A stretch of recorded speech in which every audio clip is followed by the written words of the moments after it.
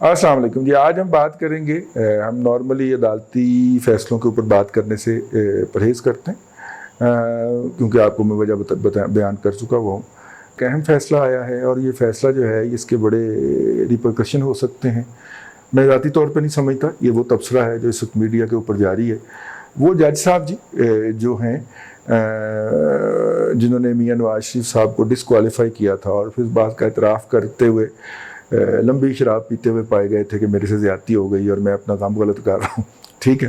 اور پھر جو تھا ان کی، اور وہ کس وجہ سے بلیک میل ہوئے، ان کی وہ جو حرکات و سکنات ہیں وہ بصری فیتے کے اوپر، جس کو آپ جدید زبان میں ویڈیو بھی کہتے ہیں، اس کے اوپر سامنے بھی آئیں، اور پھر جن کے پاس تھی انہوں نے ریلیز بھی کر دی۔ تو سوشل میڈیا میں ہر دوسرے موبائل میں وہ ویڈیو موجود ہے جس کے اندر انہوں نے جس کی بنیاد کے اوپر ان کو بلیک میل کر کے فیصلہ لیا گیا تھا۔ جنہوں نے بلیک میل کیا تھا ان کا نام میں نہیں لوں گا، نہ میں لے سکتا ہوں، نہ میری اوقات ہے، نہ میری بساط ہے، کیونکہ میرا دوبارہ غائب ہونے کا دوبارہ اٹھائے جانے کا کوئی موڈ نہیں ہے۔ لہٰذا آپ کو پتہ ہے کہ وہ کنہوں نے ان سے وہ فیصلہ دلوایا تھا۔ اب یہ جو فیصلہ آیا ہے، اس کے جمعے کا دن تھا، فیصلہ آیا اور پی ایم ایل این کے لوگوں نے اس کو بہت سیلیبریٹ بھی کیا۔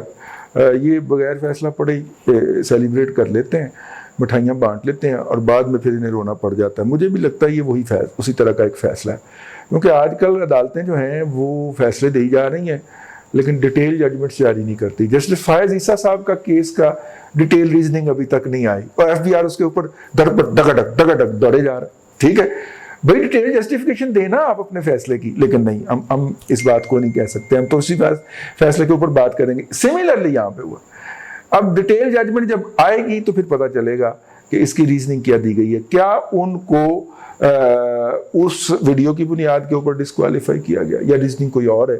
ہو سکتا ہے کہ ان کے اوپر بھی اقامہ کا کیس بنا کے اور بیٹے سے ایک محمل سی تنخواہ جو تھی، جو کہ وصول کی جا سکتی تھی، جو کہ نہیں کی گئی، جو کہ وصول کی جا سکتی تھی اور نہیں کی گئی، اور اگر وہ وصول کی جاتی تو ایک اثاثہ ہوتی، لہٰذا وہ بلیک لا ڈکشنری جو ہے اس کے تحت ہاں یہ اثاثہ تھا اور یہ اثاثہ جو تھا وہ آپ نے ڈکلیئر نہیں کیا، آپ ڈسکوالیفائی ہیں۔ اس طرح کا کوئی فیصلہ جو ہے وہ ہو سکتا تھا، اور لیکن بہرحال ہو سکتا ہے اب بھی، جب اس کی ڈیٹیل ججمنٹ آئے گی تو پھر پتہ چلے گا۔ لیکن یار دوستوں کو اتنا اس کو سیلیبریٹ کرنے کی ضرورت نہیں ہے۔ سپریم کورٹ میں وہی جج صاحبان بیٹھے ہوئے نا جو جے آئی ٹی بناتے ہیں پہلے، پھر جے آئی ٹی کے بعد پھر اس کے اوپر ایک نگران جج لگاتے ہیں، وہ دن رات پوچھتا ہے کہ یہ کیا ہوا، یہ کیا ہوا، یہ کیا ہوا۔ پھر اس کے گھر سے ہم جعلی گولی بھی برآمد کر لیتے ہیں، پھر اس کو دھمکیوں کے خط بھی برآمد کر لیتے ہیں، پھر ہم اب کیا سنتے ہیں میرے سے۔ تو لہٰذا عین ممکن ہے کہ سپریم کورٹ میں جا کے اس فیصلے کا حشر کر دیا جائے، ٹھیک ہے، وہی ہے نا بیٹھے ہوئے۔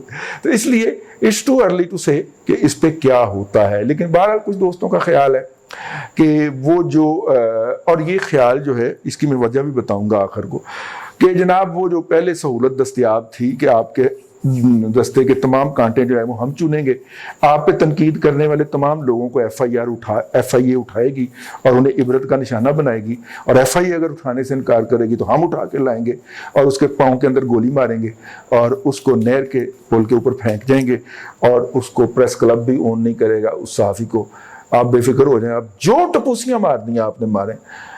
وہ کہتے ہیں کہ وہ جہاں سے یہ ہدایات یا یہ حفاظت آتی تھی وہاں پہ ٹیپ چل رہی ہے جو بار بار یہ کہہ رہی ہے کہ آپ کو مطلوبہ سہولت دستیاب نہیں ہے۔ میں ان حضرات سے انتہائی ڈیفرنٹ کرتا ہوں۔ بیسیکلی نااہلیوں کا، کرپشنوں کا، بدعنوانیوں کا، بدنیتیوں کا اور ناکامیوں کا اتنا بڑا برڈن ہو گیا ہے کہ اب وہ کہتے ہیں عمران خان کو کہ تو اٹھا، ٹھیک ہے۔ عمران خان نے اپنے گھر کا خرچ کبھی نہیں اٹھایا تو وہ بوجھ کیسے اٹھائے ناکامیوں کا؟ وہ تو شہزادہ ہے، ٹھیک ہے۔ ورلڈ کپ کے اندر کوئی بھی پرفارمنس نہیں ہے لیکن اس نے کپ اٹھایا، تو بھائی کامیابی وہ اٹھائے گا، باقی ناکامیوں کا بوجھ جو ہے وہ ان کو اٹھانا پڑے گا جو اس کو لے کے آئے اور جنہوں نے اس قوم کے اوپر اس کو مسلط کیا آر ٹی ایس بند کر کے۔ تو لہٰذا وہ جو ہیں ان کے جو کون سے صاحب جو ہیں وہ کون سی عدالت کو ڈیل کریں گے، ان کے اپوائنٹڈ سٹاف وہیں پہ بیٹھا ہوا ہے، ٹھیک ہے۔ اس لیے دیکھتے ہیں. لیکن اس دوران اعجاز چودھری صاحب نے ایک بم پھوڑا ہے, اور اعجاز چودھری صاحب کا بم جو ہے وہ ایک بے شرم آدمی ہے جس کا نام ہے جسٹس ارشاد حسن خان. ٹھیک ہے, اب تک وہ چپ تھا تو ہم بھی چپ تھے, لیکن چونکہ اب وہ بولے ہیں تو ہم نے بھی ان کا نام بڑے احترام کے ساتھ لیا ہے. چونکہ وہ بولا تھا تو پھر ان کی جو کاؤنٹر پارٹی تھی اس نے بھی تو اعجاز حسن صاحب کے خان کے منہ کے اوپر 2-4 ریپٹے کرانے تھے, تو وہ ریپٹے کرائے گئے. وہ ریپٹے پاکستان کے میڈیا پہ تو نہ چل سکتے ہیں نہ چھپ سکتے ہیں. تو پھر وائس آف امریکہ سے ہم نے اعجاز چودھری صاحب کا انٹرویو کروایا ہے, وہ بھی انہی دنوں میں آیا ہے. تو یہ ایک قسم کی نا یہ وہ بن رہی ہے. آپ ذرا دلچسپی سے دیکھیں. بڑے اب جو ہے دوسری پارٹی جو بالکل لیٹی ہوئی تھی وہ بھی تھوڑی سی اپنی میڈیا اسٹریٹجی, اس کو بھی پتہ چل گیا کہ پاکستان کے سوشل مین اسٹریم میڈیا میں میری جگہ نہیں ہے, پرنٹ میڈیا کے اندر بھی میری جگہ نہیں ہے, الیکٹرانک میں بھی جگہ نہیں ہے, تو میں کیا کروں. تو وہ کبھی ڈیلی میل میں کوئی خبر چھپے گی, اب دیکھیے گا, کبھی وائس آف امریکہ میں کچھ ہوگا. ویسے وائس آف امریکہ یوتھیوں سے بڑا ہوا ہے. ٹھیک ہے, آپ اگر وہاں پہ 4 بندے وہ یوتھیوں کو بٹھا کے آپ کو 5ویں کو لیں گے نا اگر فون کے اوپر, آپ کہیں گے جناب یہ تو سارا حکومتی نقطہ نظر آپ نے سنا ہے, اب کوئی اپوزیشن کی بات بھی سن لیجئے, یا جرنلسٹ میرا بھی تبصرہ سن لیجئے, تو آپ کی فون لائن ڈراپ کر دی جائے گی. اتنے خوفناک یوتھی وائس آف امریکہ کے اندر بیٹھے ہوئے. وہ تو باقاعدہ رنگے ہاتھوں ایک بندہ پکڑا بھی گیا تھا جس نے جعلی خبریں چلائی تھی, اور پھر وائس آف امریکہ نے پتہ نہیں اس کے خلاف کیا کارروائی کی تھی, تو بڑی پلاننگ کے ساتھ. لیکن وائس آف امریکہ پہ آپ جناب ہمارے سینئر بزرگ جو ہیں جناب سہیل وڑائچ صاحب, وہ بیٹھ گئے تو وہ ہر ہفتے کوئی نہ کوئی دھماکہ کر رہے ہیں. فرمائشی دھماکہ ہوتا ہے یا دوسرا دھماکہ ہوتا ہے, یہ تو آپ خود فیصلہ کریں نا.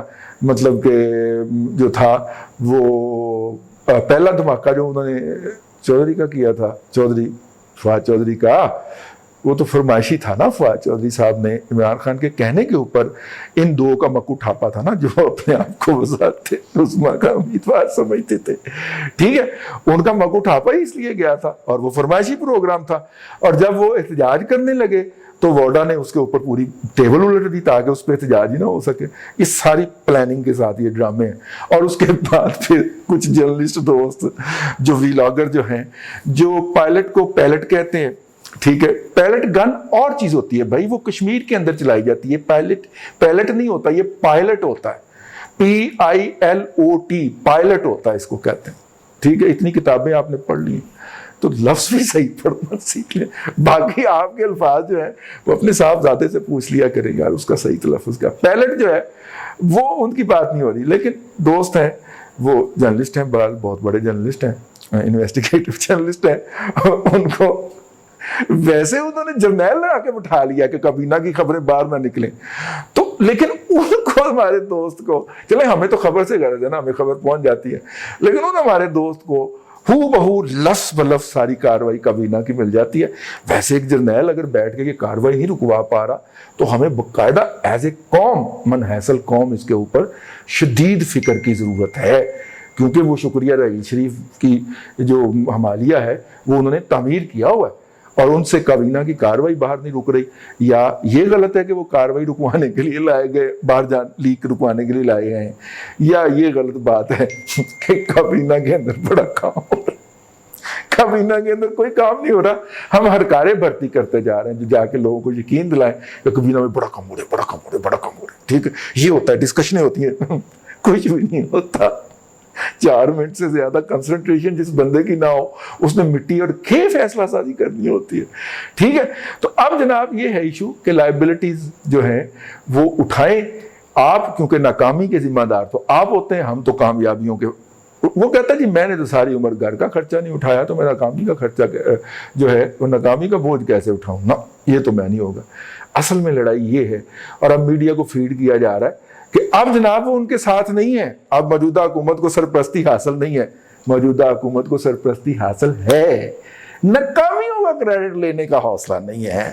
ٹھیک ہے, ناکامیوں کا کریڈٹ لینا. یہ کیا ہوا کہ کراچی اسٹاک ایکسچینج کے اندر دہشت گرد کسی نے مارے, پریس کانفرنس ہم نے کھڑکائی سینہ تان کے, ماما تو کیتا کہ یہ جی پریس کانفرنس کرن دے. ٹھیک ہے نا, لیکن یہی ہے, یہی رہے گا, یہی ہونا ہے. آپ کو سمجھنا ہے کہ خبر کی پیچھے کیا خبر چھپی ہے, اور in between the line message کیا ہے. وہ میسج ہے آپ کے لیے اصل میں آپ کی فیصلہ سازی اور ذہن سازی کی وجہ. اب اس معاشرے کے اندر کتنے لوگ وہ میسج سمجھتے ہیں، یہ بھی ایک بہت بڑا سوال ہے، اور کتنے لوگ میرا یہ ویلاگ سمجھ پائیں گے، یہ بھی ایک بہت بڑا سوال ہے. اللہ آپ کو آسانیاں عطا کرے اور آسانیاں خلق خدا میں تقسیم کرنے کی توفیق عطا کرے.